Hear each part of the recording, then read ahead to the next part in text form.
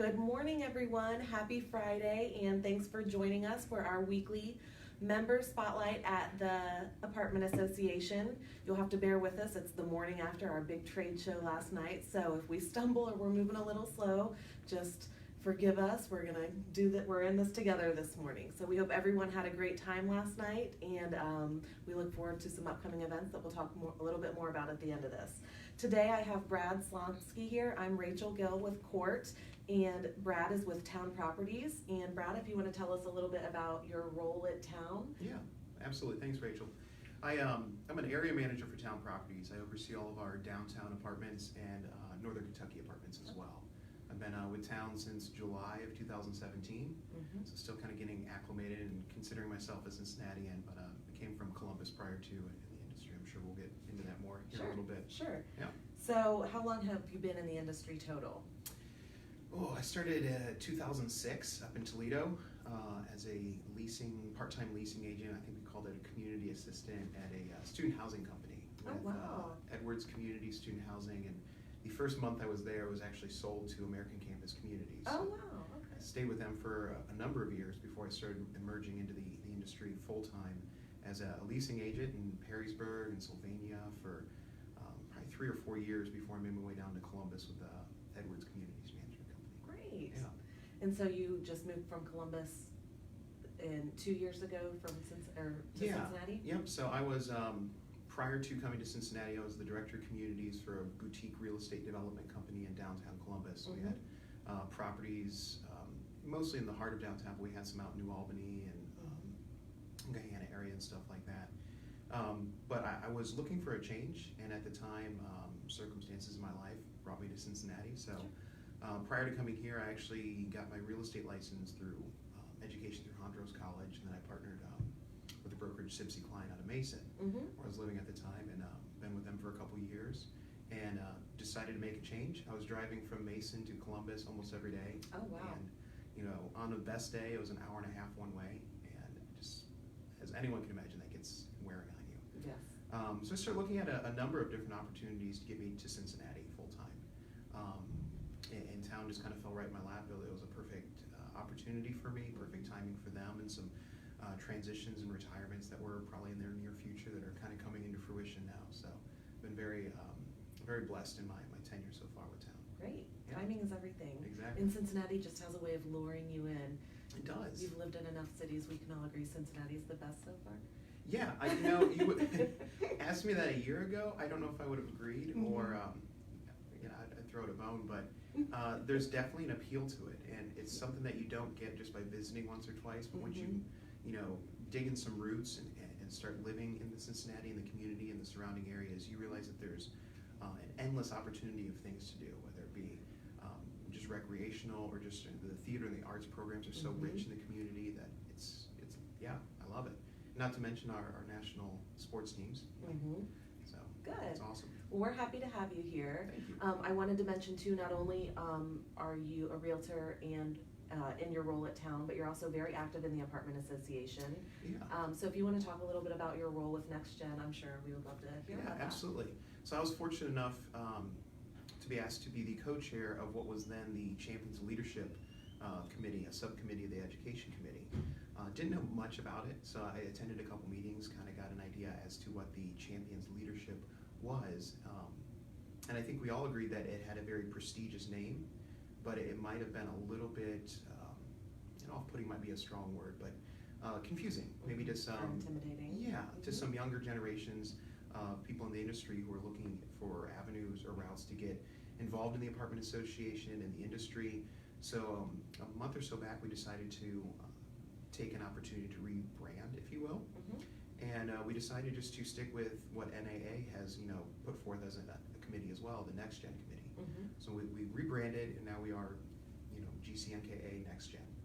So as the co-chair, and my other co-chair, Ann Padgett with ePremium, we get together, and it's our role and duty to kind of put together opportunities for people emerging into the industry to get together, network, learn a little bit more about how the Apartment Association can help further them in their career.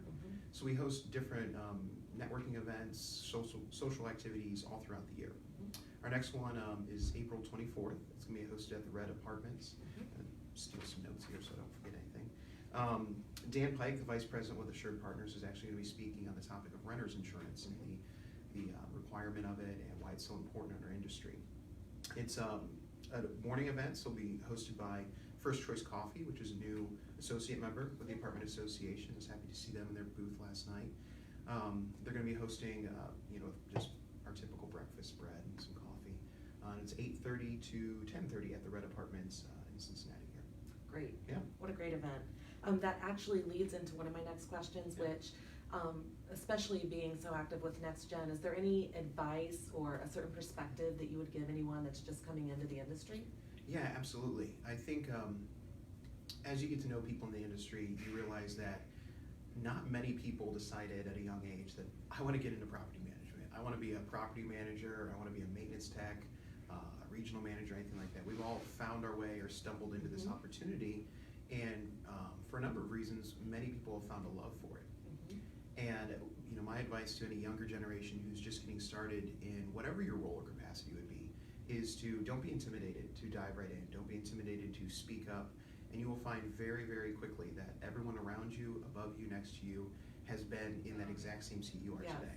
Yes. No one just steps into the industry as a RVP or a higher up. They've all started and planted roots in the industry and found a love for it very early on. And the Apartment Association and the Next Gen is really a great opportunity for people to make those connections. It seems intimidating at first, but I welcome and invite each and every person out there that's even considering it or has no idea what the Apartment Association is or can do for them to come to one of our events. Yes. Any level of people in the Apartment Association or in their role with their company is approachable, and it's hard to come up to anyone and not want to instantly talk to them and learn about how they got into the industry, and we've all got so many unique stories to tell. So my advice is, find a love for what you do and, reach out and make connections, because we've all been in the same seat that anyone just starting has been in. I couldn't agree more. I think that's great advice. I think our organization is more supportive than people even understand at first. Absolutely. And you kind of quickly learn the resources that we have here and the openness we have to new folks. So great advice. Thank you.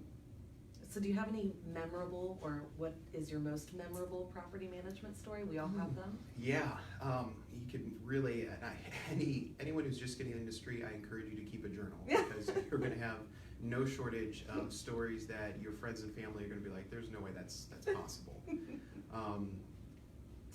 Yeah, some of the more memorable times, honestly, are when things get tough, and I think that can be said about almost anything that we do in our lives. When the going gets tough, that's when you really dig in, you make a lot of memories with people close to you.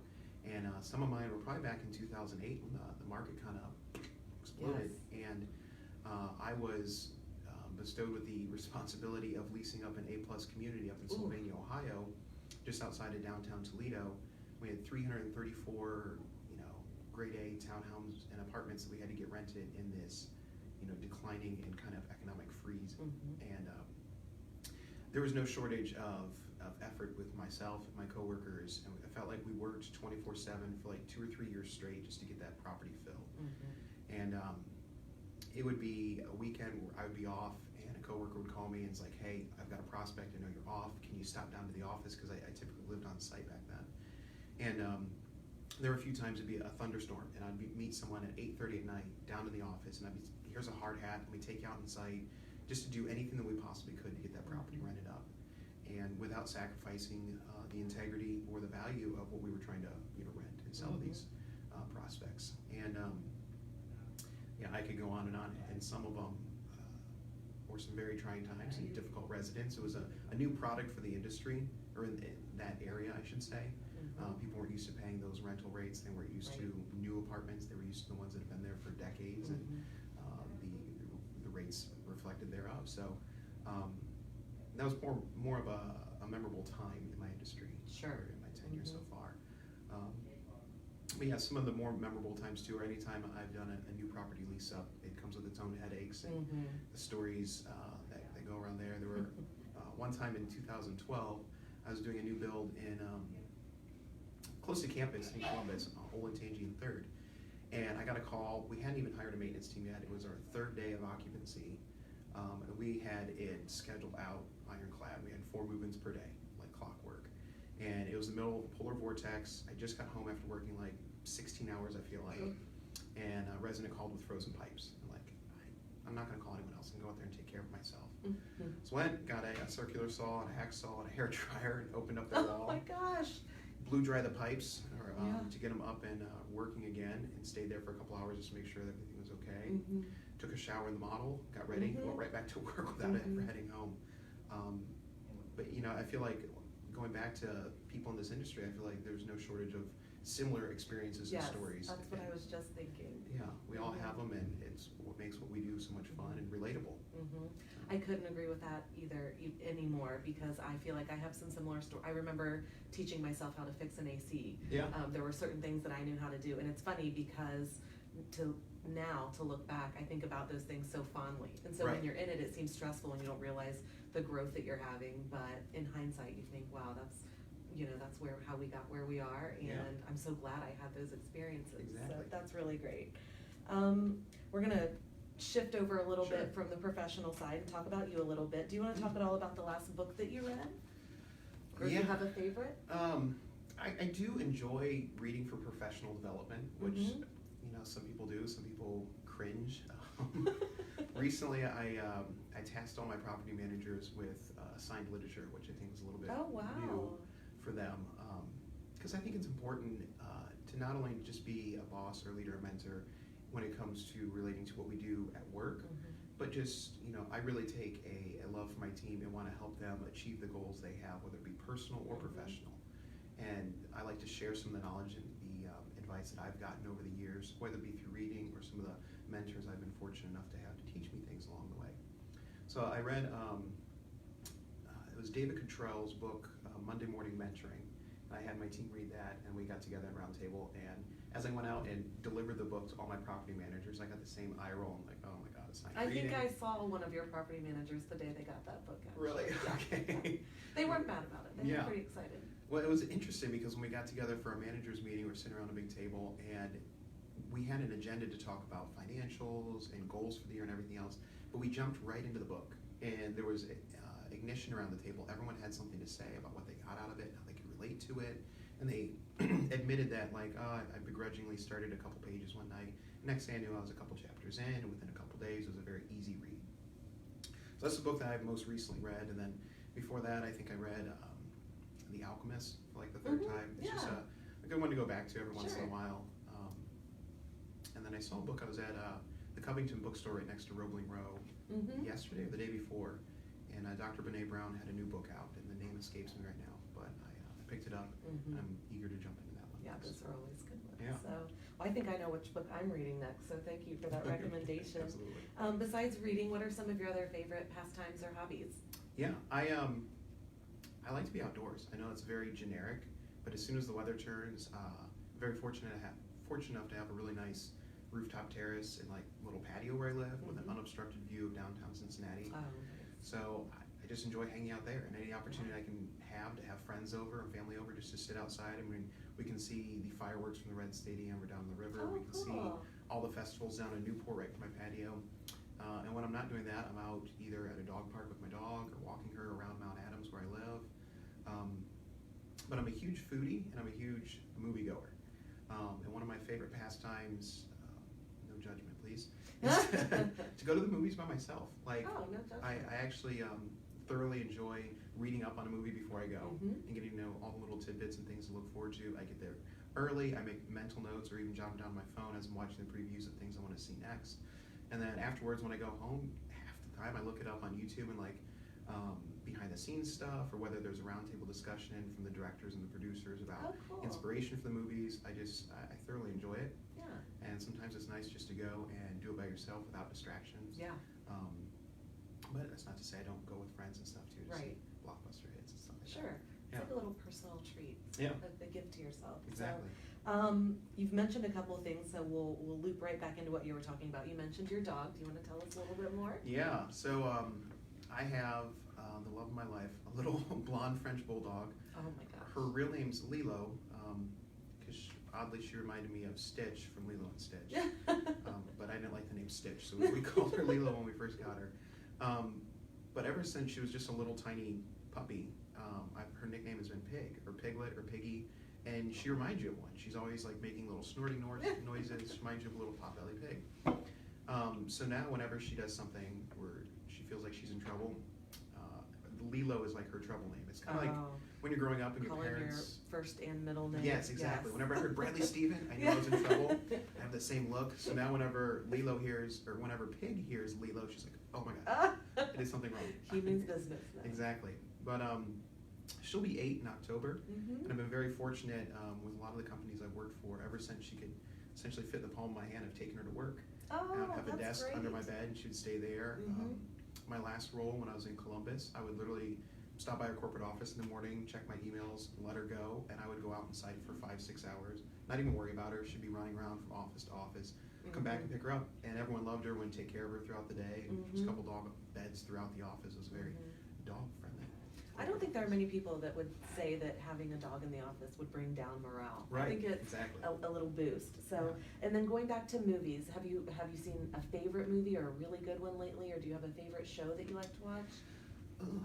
I am a huge, I'm going to nerd out on you a little bit here. I'm a huge Marvel Cinematic Universe guy. So my go-to movies are typically the 20 plus movies that span leading up to the Avengers movie coming out in April. Oh. And it's the nerd side of me coming out, I think. But I think there's a lot of nerds out there. It's pretty it's doing pretty well. Yeah, I enjoy those type of movies. Any action, thriller. Okay.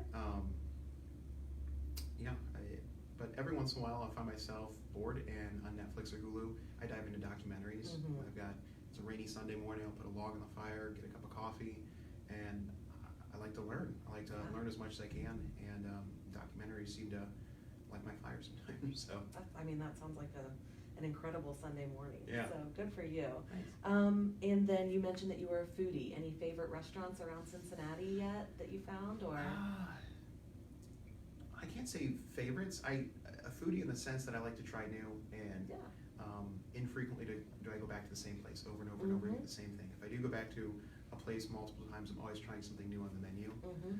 And we're fortunate enough in Cincinnati and OTR and the Banks area to never have a shortage of new food options popping up.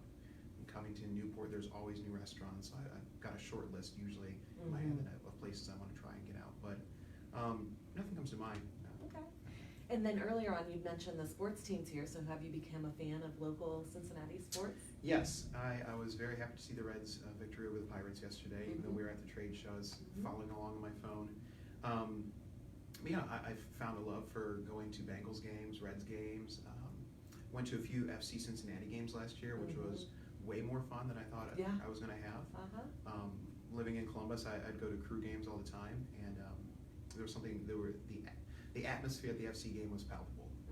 Walking in the stadium, there was a lot of fun. And, same thing with the Cyclones. I've probably been to 3 or 4 games in the past couple months, and I don't avidly follow any one of them enough to know stats about the players or anything like that, but I do thoroughly enjoy watching any and all, especially when it comes to Cincinnati teams. I'm always pleasantly surprised at Cyclones games about how much fun I have once I get there. Exactly. It seems like, something I don't really think about, and then I always have a great time when I go. So, and concerts, have you gotten to see many concerts in Cincinnati? Are you a concert guy too? Yeah, I am. Probably the last one I went to, it's been a month or two now, was Panic at the Disco. Was at US Bank, and a friend of mine had some tickets, and actually one of the box seats up there.